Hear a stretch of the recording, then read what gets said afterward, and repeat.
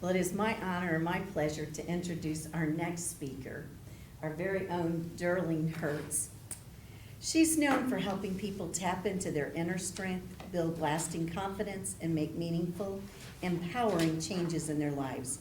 With her warm presence and practical tools, Derlene creates the kind of transformation that stays with you. Let me welcome my friend, Derlene Hirtz.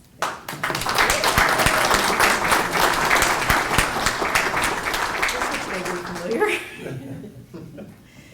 So I wanted to share my experience of being a missionary, and in particular, Belize. And I'm going to see if I can do this without tears, and I'm pretty sure I can't because of the first picture that I put up here. This is Teresa. I started supporting the Belize mission through the church that I was at, and then we separated from the church and became a nonprofit called Barefoot Children Ministries. And I supported it financially for many years, and I wouldn't go there because it wasn't because of the snakes or the spiders, it was actually because of my aversion to ants. And so it was just easy for me to write a check, similar to what happened at Alleluia Baskets. And one day I thought, gosh, people live there 24/7 with ants. Surely I could go and put a week in. And so off I went. And one day this woman, her name is Teresa, came in, and their school building, that's what we did, primarily started in education, go in and work with the students and the teachers for a week. And she came to the school building, which really consisted of wood and then open windows, and she stuck her head into the window and she said, "Miss Derlene, can you and Father Don and Miss Ann come over to my home for lunch?" And we're like, sure, you know. So we literally just across the street, we walked into her home. And of course, I will show you some examples of the homes there in just a minute. Very humble home. And she had these 3 packages wrapped very neatly in newspaper. And she like sort of scooped them up and handed it. She goes, "I just wanted to give each of you something." And so it was like completely overwhelming to me that I was thinking she's giving up her dinner to provide us with a gift. And so we opened them up, and they were beautiful gifts. I meant to bring mine today. Mine was a canoe with a little paddle. It was just beautiful. And so then we said to her, "Teresa, what can we do for you?" And there was a pause, and she looked up, and she had tears running down her eyes, and she said, "I just want to know that I mattered. I just want to know that I would never be forgotten." And in that moment, my life took a turn, because I realized that it doesn't matter who we are. If we are the poorest of the poor, sometimes known as the forgotten people, or the wealthiest of the wealthy, we want to know that our little stretch of time here truly mattered. And so to Teresa, I say, I could never forget you. You're right here, sharing out your story.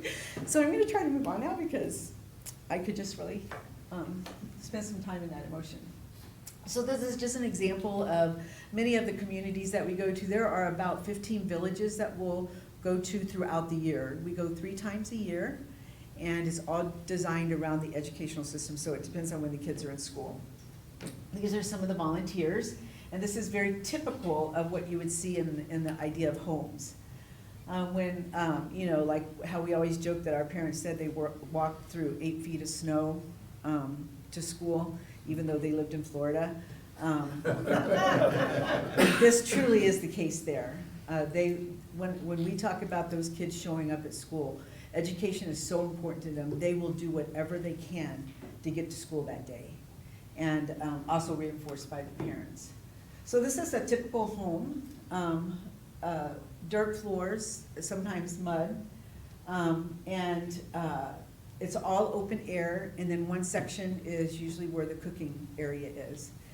And so when we see up there on the rafters, they flip the hammocks up, and then they pull them down to sleep, and sometimes 2 and 3 kids in a bed.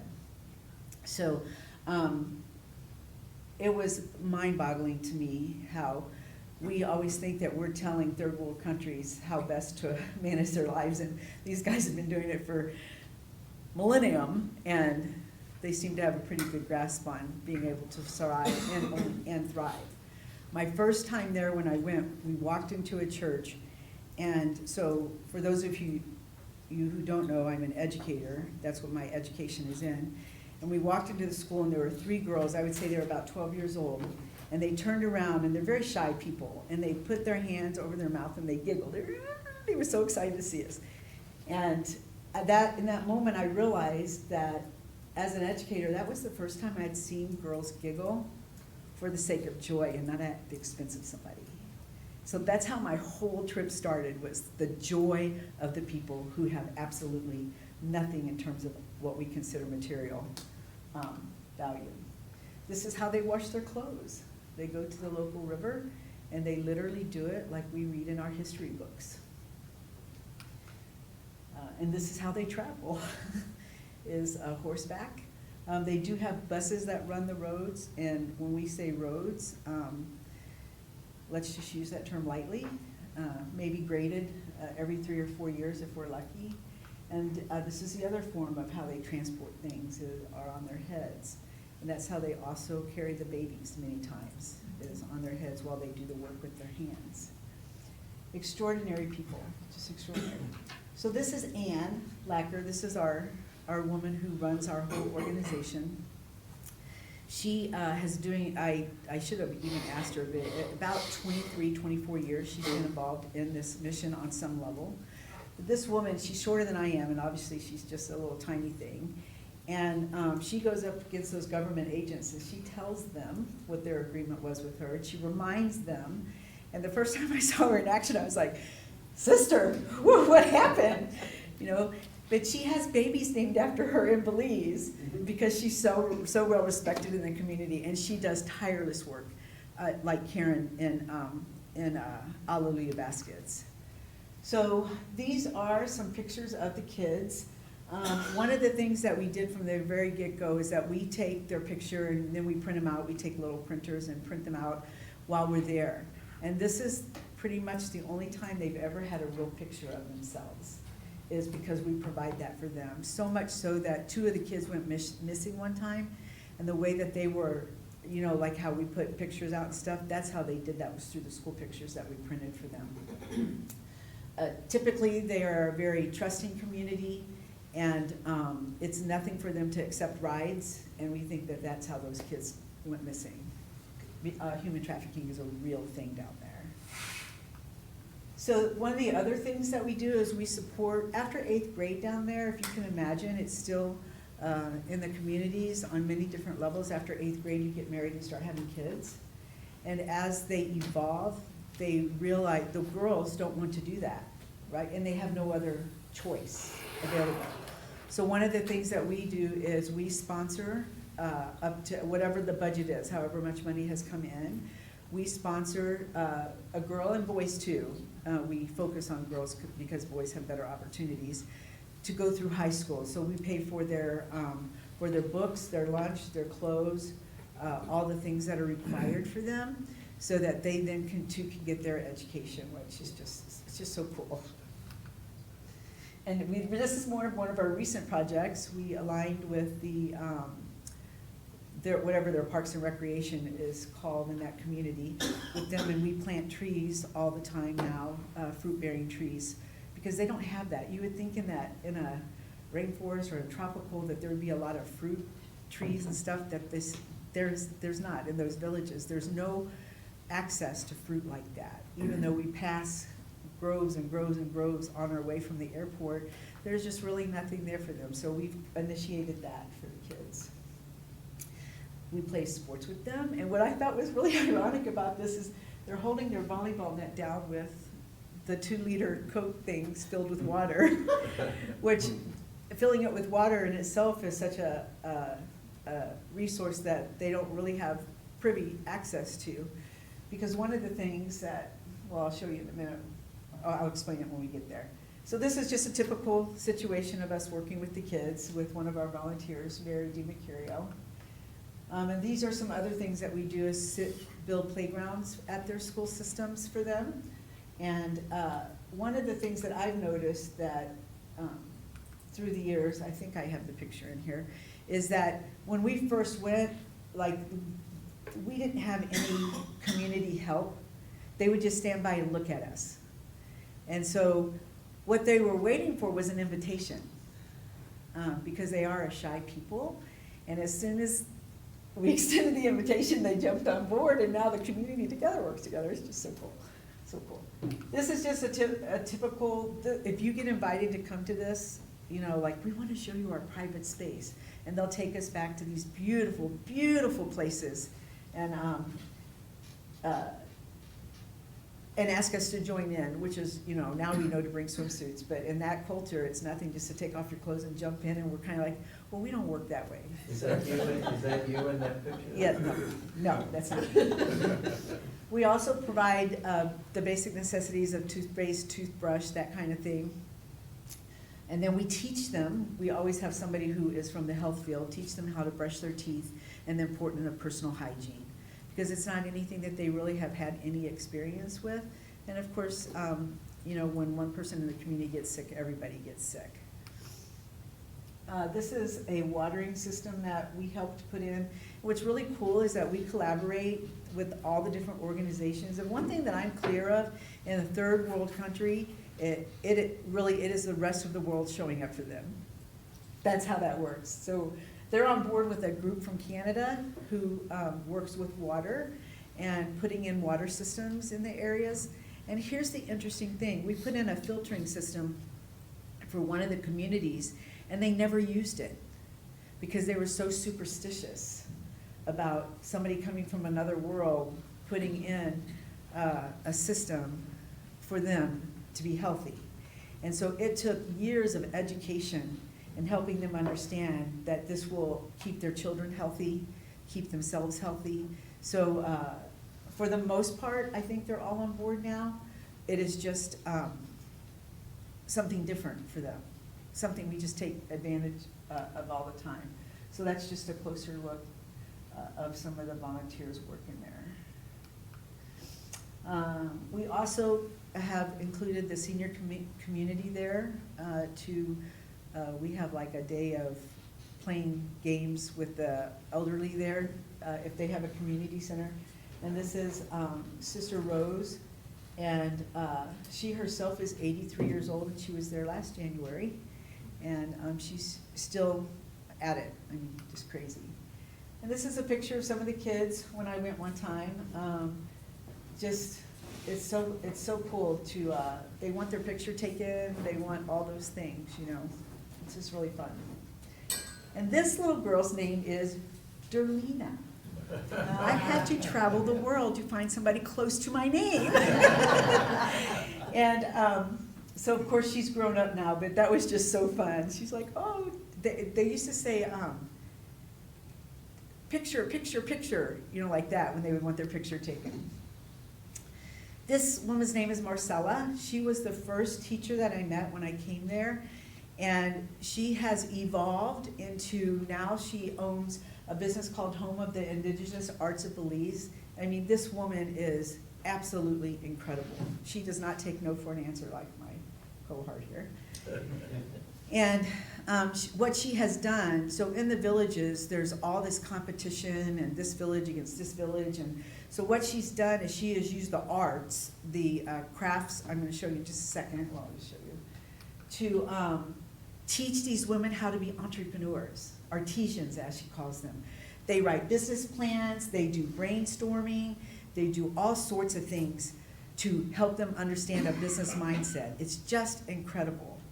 And she was, unfortunately, she was part of the USAID. She had a grant, and she lost that grant, and I was going to be on the business end, helping them with the mindset and, you know, doing my thing with them. And, you know, of course I'm like, well, whatever about the money, let's just keep doing it. And she was told, if you dare do that, you will never get another fund. So I couldn't even help her, even with, you know, I would be so happy to do that. So that's really a bummer. However, this woman doesn't take no for an answer.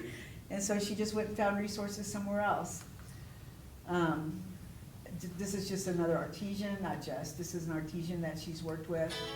And this is some of the work, this blows my mind. It just blows my mind that, look at John's sweater.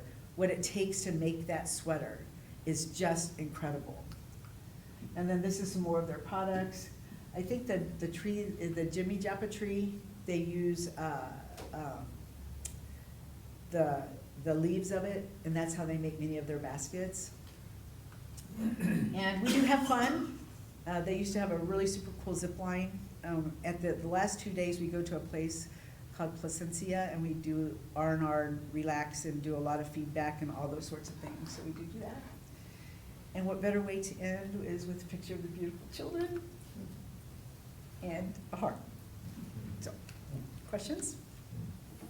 So how often do you go down there? So I have not gone in the last several years.